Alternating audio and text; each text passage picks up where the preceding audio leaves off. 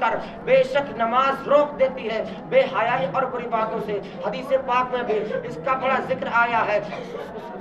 حدیث پاک میں بڑی فضیلت آئی ہے۔ سرکار دو عالم صلی اللہ تعالی علیہ وسلم فرماتے ہیں مروا اولادکم بالصلاۃ وهم ابناء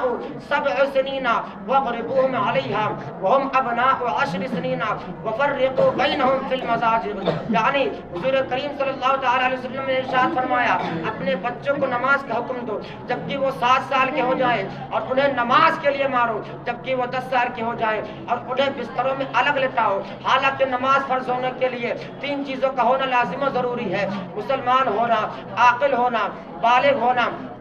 یعنی اگر ان 3 چیزوں میں سے اگر ایک بھی فوت ہو جائے تو اس پر نماز پڑھنا فرض نہیں ہے۔ مثلا عاقل ہے اور بالغ بھی ہے مگر مسلمان نہیں تو ایسے شخص پر نماز پڑھنا فرض نہیں ہے۔ مثلا مسلمان بھی ہے اور عاقل بھی ہے مگر بالغ نہیں تو ایسے شخص پر نماز پڑھنا فرض نہیں ہے۔ مثلا مسلمان بھی ہے اور بالغ بھی ہے مگر عاقل نہیں تو ایسے شخص پر نماز پڑھنا فرض نہیں ہے۔ تو پتہ چلا، معلوم ہوا کہ نماز پڑھنے کے لیے 3 چیزوں کا ہونا لازم و ضروری ہے، مگر رحمت عالم صلی اللہ تعالی علیہ وسلم 7 سال کے بچے کو نماز کا حکم فرما رہے ہیں، اور جب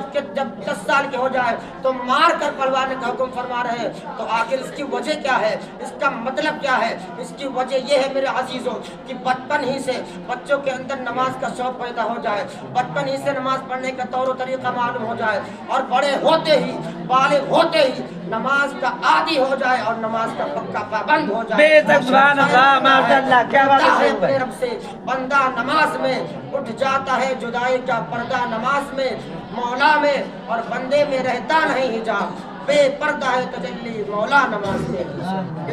بے پردہ ہے تجلی مولا نماز میں۔ حضرات گرامی، نماز فرض ہے، نماز حکم الہی ہے، نماز سنت مصطفیٰ ہے، نماز جان عبادت ہے، نماز شان ریاضت ہے، نماز باعث خیر و برکت ہے، نماز دلیل شریعت ہے،